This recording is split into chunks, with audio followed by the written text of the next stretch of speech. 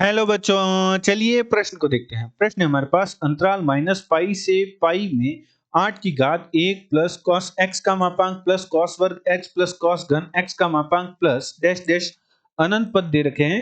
अनंत पदों का योग हमें दे रखा है, बराबर दे रखा है 4 की घात 3 के। तब हमें प्रश्न में हलों की संख्या ज्ञात करने को कहा है। प्रश्न के हमारे पास 4 विकल्प दे रखे हैं, जिनमें से हमें एक सही विकल्प का चयन करना है। चलिए सर्वप्रथम हम प्रश्न के लिए मुख्य अवधारणा लिखते हैं। मुख्य अवधारणा मुख्य अवधारणा में हम गुणोत्तर श्रेणी के अनंत पदों के योग का सूत्र देखते हैं। तो गुणोत्तर श्रेणी के अनंत पदों के योग को हम s अनंत द्वारा प्रदर्शित करते हैं, जिसका मान बराबर होता है a बटा 1 माइनस r। जहां a क्या होता है? a हमारे पास होता है गुणोत्तर श्रेणी के अनंत पदों के योग में जो हमारे पास प्रथम पद है वह हमारे पास a होता है, एवं r हमारे पास होता है गुणोत्तर श्रेणी का सार्व अनुपात। सार्व अनुपात हमारे पास r होता है।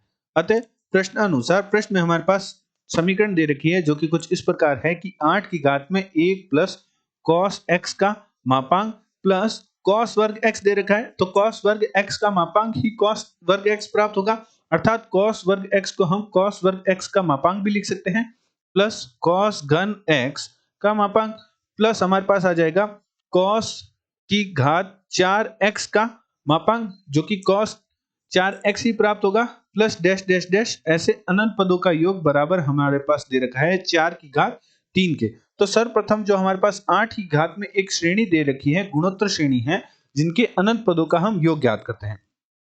तो सर्वप्रथम हमारे पास गुणोत्तर श्रेणी है cos 1 प्लस cos x का मापांक प्लस cos वर्ग x दे रखा है, जिसे हम ये भी लिख सकते हैं कि cos वर्ग x का मापांक प्लस cos घन x का मापांक प्लस डैश डैश डैश इस प्रकार के अनंत पद दे रखे हैं। तो हमारे पास गुणोत्तर श्रेणी के अनंत पदों का योग, ये गुणोत्तर श्रेणी क्यों है?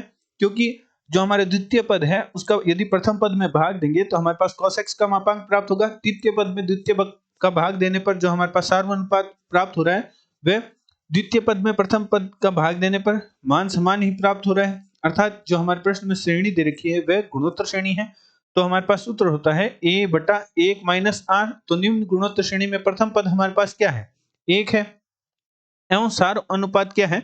सार अनुपात हम निकालते हैं, द्वितीय पद में प्रथम पद का भाग देते हैं, या तृतीय पद में हमारे जो तृतीय पद में हम द्वितीय पद का भाग देते हैं, या चौथे पद में द्वितीय पद का भाग देते हैं। अर्थात जो हमारे किस जो द्वितीय पद में प्रथम पद का भाग देने पर या क्रमागत दो पदों का परस्पर जो अनुपात है वह हमारे पास सार अनुपात होता है।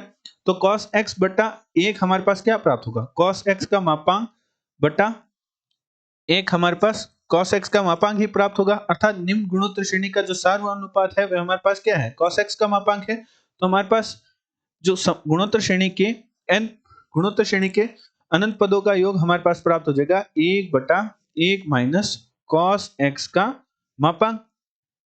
तो निम्न मान हम रख देते हैं प्रश्नानुसार। पुनः जो प्रश्नानुसार हमारे पास 8 की घात में ये गुणोत्तर श्रेणी दे रखी थी अनंत पदों की, जिसका मान हमने रख दिया, तो हमारे पास प्राप्त हुआ 8 की घात में 1 माइनस cos x का मापांक बराबर हमारे पास है 4 की घात 3।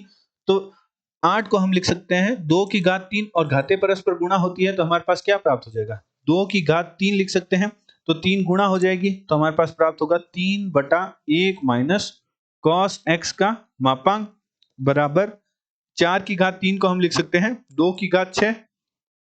तो हम घातों की तुलना कर देते हैं, तो हमारे पास क्या प्राप्त होगा?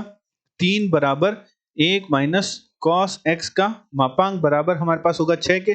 तो 3 को यहाँ काट देते हैं 2 बार, और 2 की गुणा करते हुए लिखते हैं, तो 2 माइनस 2 cos x का मापांक बराबर हमारे पास प्राप्त होगा 1 के, जहां से हमारे पास cos x का मान प्राप्त हो जाएगा 1 बटा 2 के, जहां से हम cos x के मापांक का मान प्राप्त हो जाएगा 1 बटा 2 के, जहां से हम cos x का मान प्राप्त करते हैं, जो कि हमारे पास प्राप्त होगा प्लस माइनस 1 बटा 2 के। प्रश्न में हमें x के लिए अंतराल दे रखा था माइनस पाई से पाई के मध्य। तो माइनस पाई से पाई के मध्य हमारे पास प्लस 1 बटा 2 और माइनस का 1 बटा 2 x के किन किन मानों पर होता है? हमारे पास जो हल प्राप्त होंगे x के मान प्राप्त होंगे, एक तो पाई बटा 3 प्राप्त होगा, एक माइनस पाई बटा 3 होगा जिस पर माइनस 1 बटा 2 होता है, 2 पाई बटा 3 होगा जिस पर माइनस 1 बटा 2 होता है, और माइनस का 2 पाई बटा 3 होगा, प्लस का 2 पाई बटा 3 और माइनस का 2 पाई बटा 3, अर्थात माइनस पाई से पाई के मध्य हमारे पास cos x बराबर प्लस माइनस 1 बटा 2 पाई बटा 3 माइनस पाई बटा 3 2 पाई बटा 3 और माइनस का 2 पाई बटा 3 पर होता है, अर्थात हमारे पास 4 हल प्राप्त हो रहे हैं। प्रश्न में हमें हलों की संख्या ज्ञात करने को कहा था अंतराल माइनस पाई से पाई के मध्य, जो कि हमारे पास हलों की संख्या कितनी प्राप्त हुई, 4 प्राप्त हुई। तो चलिए प्रश्न के विकल्प देखते हैं। दिए गए प्रश्न में हमारा जो बी विकल्प है वह हमारे प्रश्न का सही उत्तर है। आशा करते हैं आपको प्रश्न का समझ आया होगा। धन्यवाद।